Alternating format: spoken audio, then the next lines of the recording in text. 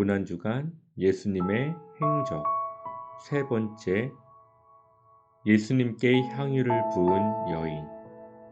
마가복음 14장 3절에서 9절 말씀. 예수께서 베다니 나병 환자 시몬의 집에서 식사하실 때에 한 여자가 매우 값진 향유 곧 순전한 나드 한 옥합을 가지고 와서 그 옥합을 깨뜨려 예수의 머리에 부으니, 어떤 사람들이 화를 내어 서로 말하되 어찌하여 이 향유를 허비하는가? 이 향유를 300데나리온 이상에 팔아 가난한 자들에게 줄 수 있었겠도다 하며 그 여자를 책망하는지라. 예수께서 이르시되 가만두라, 너희가 어찌하여 그를 괴롭게 하느냐? 그가 내게 좋은 일을 하였느니라.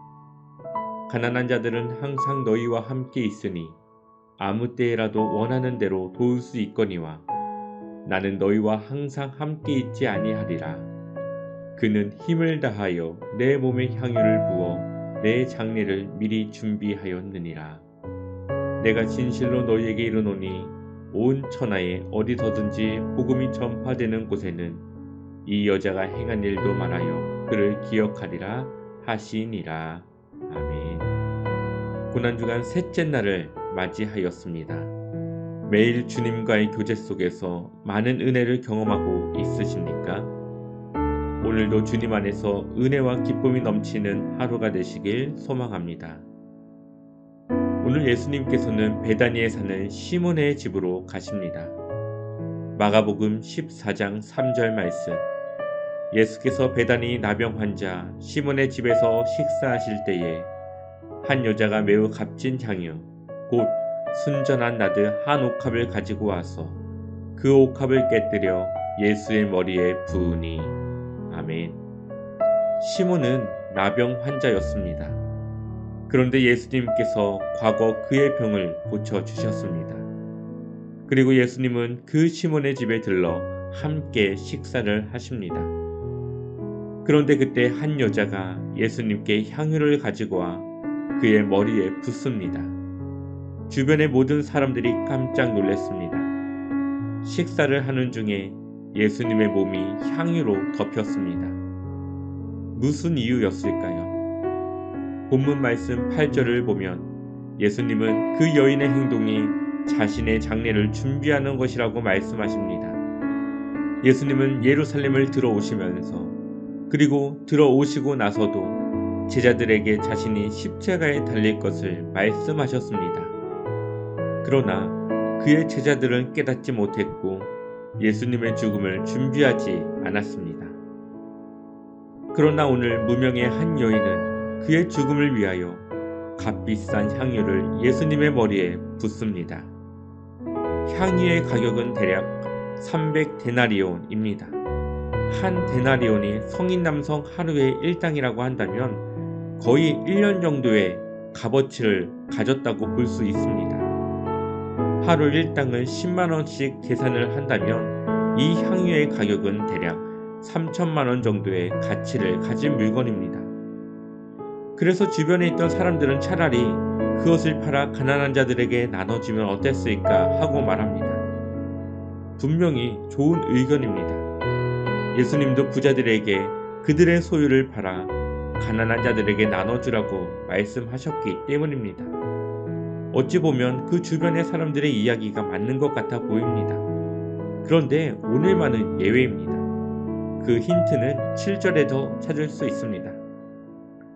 마가복음 14장 7절의 말씀. 가난한 자들은 항상 너희와 함께 있으니 아무 때에라도 원하는 대로 도울 수 있거니와 나는 너희와 항상 함께 있지 아니하리라. 아멘. 주변의 가난한 자들은 언제든지 도울 수 있습니다. 그러나 예수님의 장례를 준비하는 것은 지금 한 번밖에 없습니다. 지나가면 다시 오지 않는 예수님의 죽음을 준비하는 이 여인의 모습은 그 누구보다 예수님을 향한 사랑이 크다는 것을 알 수 있습니다. 값비싼 향유를 예수님께 아낌없이 부어드린, 자신의 온 힘을 다해 예수님을 위해 준비한 이 여인의 마음을 예수님은 아셨습니다. 이 여인은 예수님께로부터 큰 축복의 말씀을 받습니다. 마가복음 14장 9절의 말씀. 내가 진실로 너희에게 이르노니 온 천하에 어디서든지 복음이 전파되는 곳에는 이 여자가 행한 일도 말하여 그를 기억하리라 하시니라. 아멘.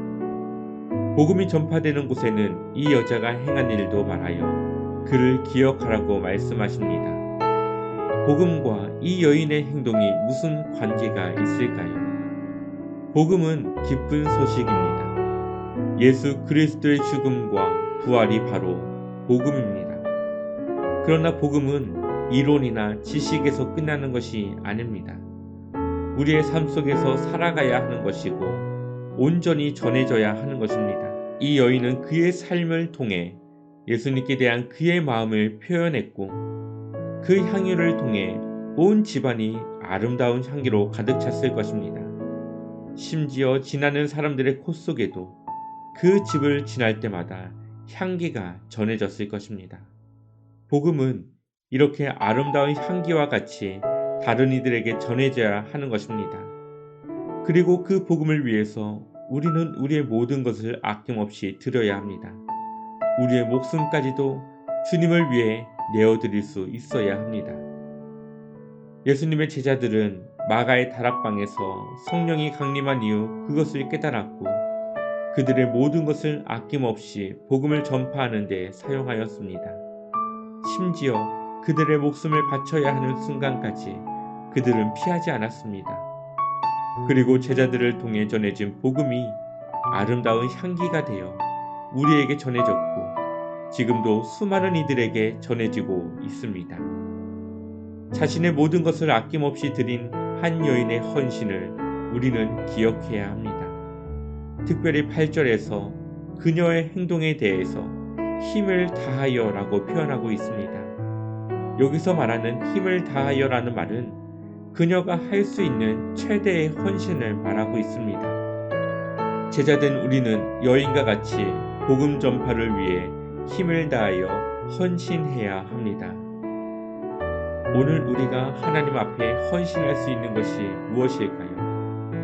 오늘 하루 복음을 전하기 위해 우리가 무엇을 드릴 수 있을지 고민해 봐야 합니다. 마태복음 25장 40절 말씀.